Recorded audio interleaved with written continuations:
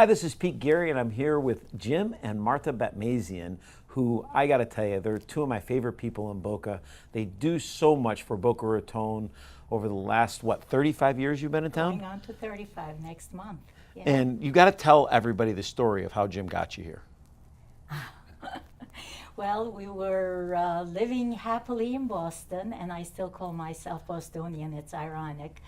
I was a full-time assistant professor at UMass Boston, and he had started real estate and got me involved in real estate. Then I started a business, travel insurance and real estate business, settled, two little kids. They approached me to run for a political office to the Senate, and I was clueless in politics, so I said, okay, well, you're an immigrant with an accent and two little kids, 3 jobs, great image for the political party. Well, I was the projected winner for Massachusetts Senate with 17 other people running, and all of a sudden you see the headlines, political novice is going to win. Well, everyone believed in me, including myself, except my husband. So he came and said, if you lose this, well, he was always on my back to move to Florida. His parents lived here, and he took the Florida bar 1 week before we got married in 1974, long ago. I'm giving my age. And he said, if you lose this election, will you move to Florida? I said, sure. I was so sure I was going to win. Well, I lost it with 2 points and to the incumbent, and I am the highest vote getter in a very liberal area when I was fiscally conservative. So I kept my word. We moved here. I cried and screamed. The first several months was miserable with 2 little kids, finding the right school and the right place to live. But, after 6 to 8 months, I said, we were a little fish in Boston in a very big pond. Here, there's a little pond, we can be a big fish. So let's make the difference that we always wanted to. Because when I met him, he said, if we make $1 million, we're going to retire. Boy, did he lie. We're going to retire and we're going to dedicate our lives to charity. And when you're in your 20s, $1 million is like billion. And it was, of course, I believed him, and we just wanted to dedicate ourselves to do good. Well, that's amazing. I got to tell you, first off, we are definitely the benefactors of having you guys move to Boca Raton. The amount of good that you guys have done for this city is just astounding. I mean, the amount of charities that you've helped, the amount of charities you've opened. And just let's talk, Jim, tell us about some of the charities that you impact on a daily, weekly, and monthly basis. Well, I want to tell you about first one that she created a new word for the dictionary called the Explorium. That didn't exist before, but now you'll find it in the dictionary. Really? But, Marta can tell. It was about the Children's Science Museum, and I think they were at Boca Mall. Well, but you support it. I joined the Junior League we moved here in 83, and I joined the Junior League because we knew we wanted to help the community. That time it was the organization to belong to get to know what to do in a new community. So I joined them in 85, and we had to do 2 projects. And nobody was interested in science, and science was my weakest field in college, all throughout my high school, college. And there was a little place in former Boca Mall, which is Meisner Park, called Microplex. And Florida Science Museum started that little unwanted thing just to get bed tax money. So who's going to be in charge of the Microplex? No hands went up. So I love the underdog, and I said, I will. And I go there, I'm looking at this little museum that's ready to close, and sure enough, they closed the museum within maybe a month after I was involved, threw all the contents into, I guess, trash bin, so that we won't start to compete with the Science Museum. So I found this man, Bill Dunn, who just called me. He lives in North Carolina, from IBM, and he said, we gave them all those computers. How dare do they throw?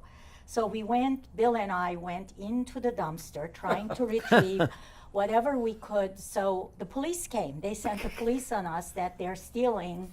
So we stashed them into our office, closed it up in one of our rooms, and Mr. Batmasian was kind enough to give us a 5,000 square feet space, which was 5 times the size. And we built this little museum, but we couldn't use the name Microplex. So we said, I think it'll be great to have Children's Science Exploratorium. So we prepare you see it now at Sugar Sands Park, the child reaching out to the star, and we are at the printer. They call me, they said, there's an exploratorium, you'll be sued. And I said, we have to open, we have the opening already set. Well, you have to change the name. I said, what about Explorium? So Children's Science Explorium is here since we took care of it. This gentleman did for 10 years. We built all the interiors and everything. And I went and begged every day. That time it was called Beach Tax District. So they took over. Now it's taxpayers since, I guess, the last 15 years or so. And for 10 years, I hurt my fingers to build different exhibits when science was my worst field. So that was the very first big thing we did. And I'm so proud. Now I'm so proud of that place. But he supported financially for 10 years, and without my husband, I wouldn't be able to do it. I think the nice thing is that she incubated something, an idea, and then it just got out of the nest, and now it's a free-flowing bird, all totally independent, all by itself. And I love that. That's just an amazing story. We did that with this organization that we now call Propel. But Propel was acronym for? People reaching out to provide education and leadership. Propel. But that really just started with my office is 10 blocks from Dixie Manor, the housing project. Sure. And you'd read in the paper about the gangs, and they throw rocks if you drive in there with a fancy car, and you go into the clubhouse and you come back and your car is vandalized, and they're dealing drugs, and it was pretty bad. Rapes, pregnancy. So I stayed away from that place until one day I got a wonderful message at a church service that just led me through God to say I should just go there. So I went there on Monday, and went in and I got the director and said, come on, let's go visit some of these families and see what they need and so forth. And then we began to have Monday meetings at the clubhouse, and of course you'd have to bribe them with food. But we would bring educational programs over there every single week, and food, and we would try to work in the kids and the moms' lives. The dads are gone. They disappeared a long time ago. And so then I actually hired somebody to work for me, and she started working in these people's lives, family by family, on how we can turn their lives around, and especially the kids. 180 families. And then my wife saw what I was doing. She took control. So she said, you just can't stay doing this on this little scale. We have to, I'm on 22 charitable, educational, cultural boards, and we have to do this the right way. You don't know what you're doing. So before I knew it, she got on the phone and she nominated herself to be the nominating chairman, and we formed a 501c3, and she had doctors and lawyers and candle makers and CPAs on our board of directors. And we're having formal meetings, and we said, well, we got to raise some money, so we started this little golf tournament, and I think we raised $10,000 or $15,000 about 10 years ago. We were very happy. It was probably our entire budget. Well, that raises now $250,000 in one day. Nine That years. little golf Wow. tournament. 9 years. And we have other fundraisers. We have a real executive director. And right now, there's about 100 kids that come after their school. Let's say their school's out at 1 or 2 o'clock. And instead of going out on the street and dealing drugs and getting in trouble, they come to our study center on Fifth Avenue. We have 8,000 square feet, and they have fun, we have games, we have food, but we go on mission trips, but most importantly, we have tutors and mentoring. and mentoring. We're the parents that they really don't have at home. The parents that you and I had, they don't have guidance and direction and God and so forth.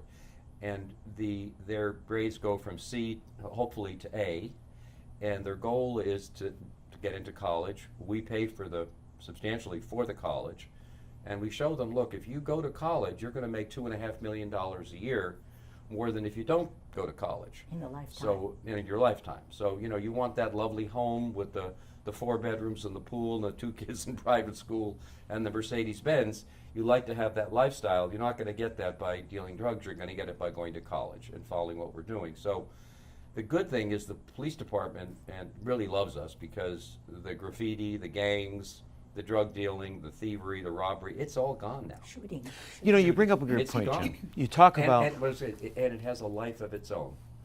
I'm going to a board of directors meeting today at 5 o'clock. I'm going to attend one of the meeting like I just showed up as a visitor.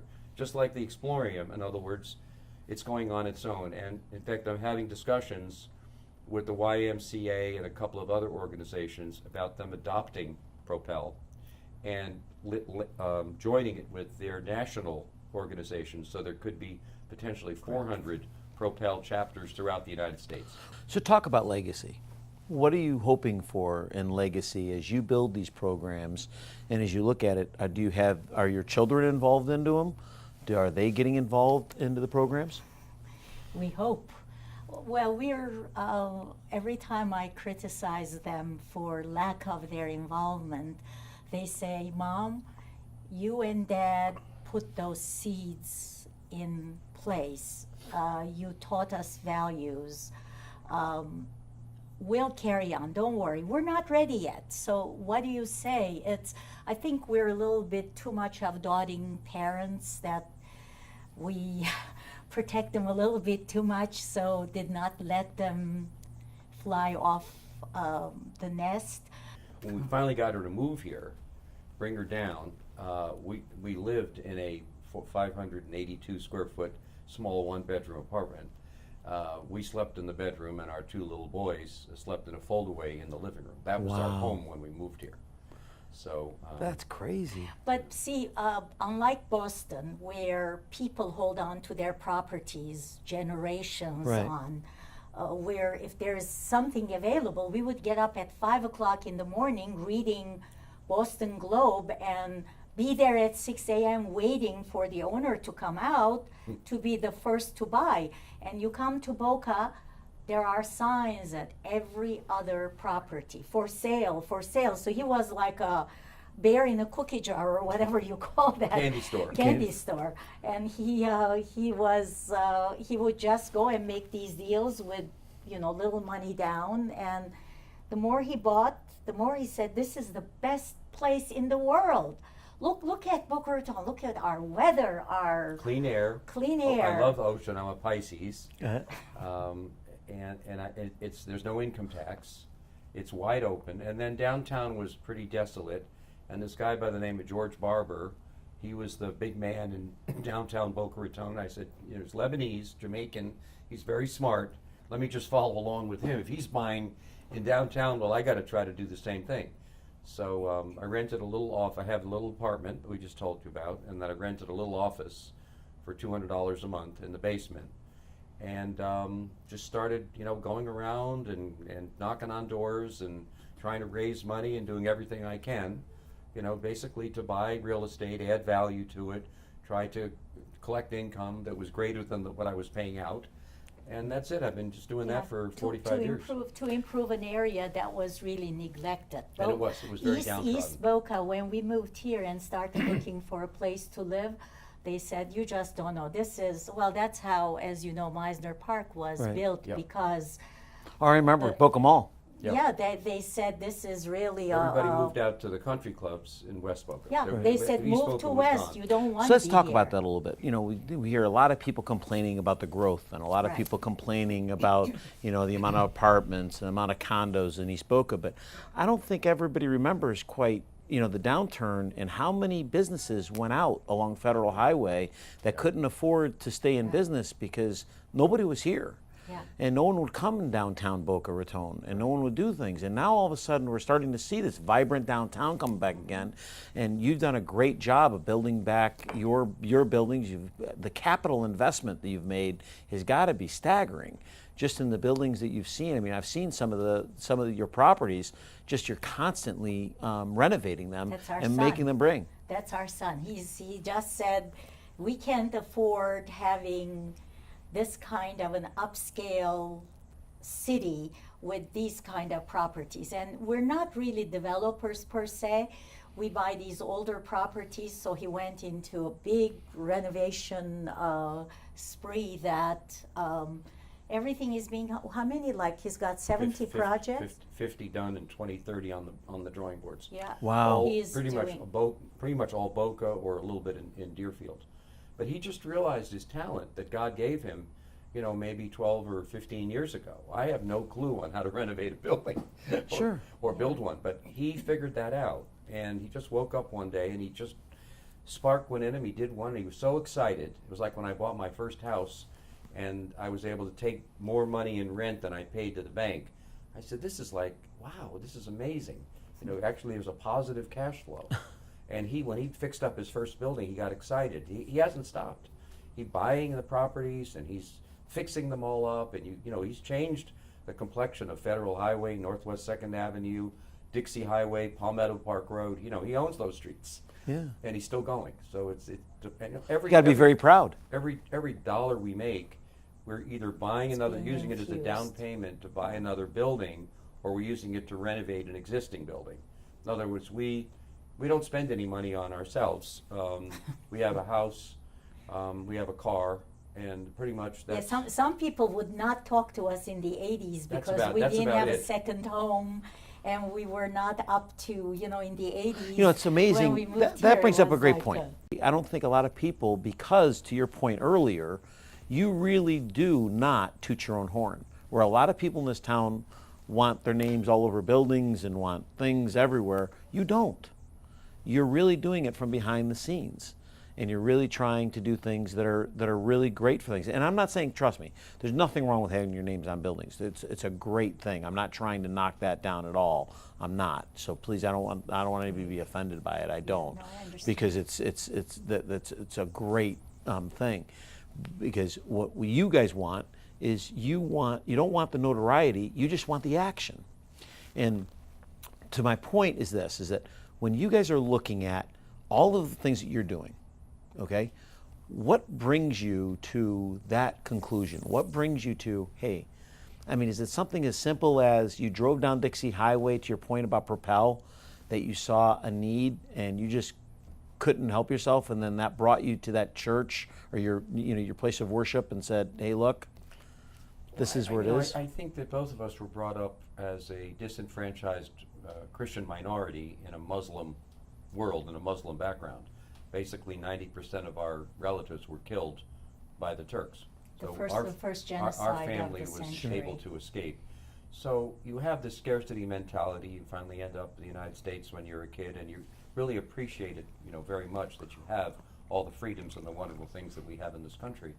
And you feel like you really want to give back. And she's very active in Holocaust genocide. She's got we have 3 or 4 or 5 memorials and gardens and recognitions all over the place.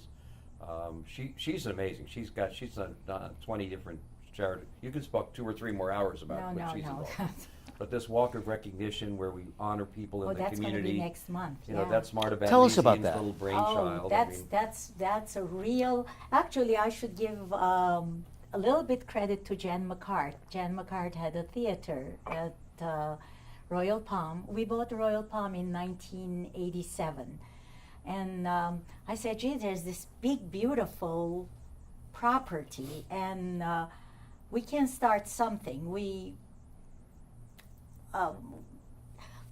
I really did not know enough people, so I went to Jen McCart and I said, how can we form a little ad hoc committee and start something to recognize the people who've done so much good, and their names are not really on, in any building, or people don't know behind the scenes.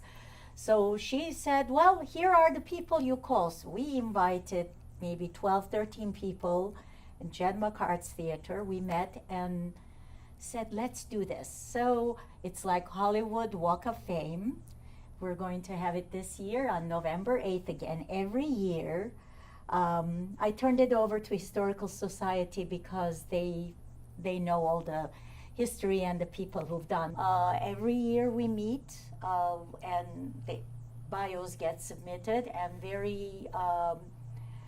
we scrutinize why they should be there. So between 3 to 5 people get inducted every year under the Meisner Monument with huge big granite stone. I just talked to the guy with a big gold star, their name, and That's amazing. And what is the date?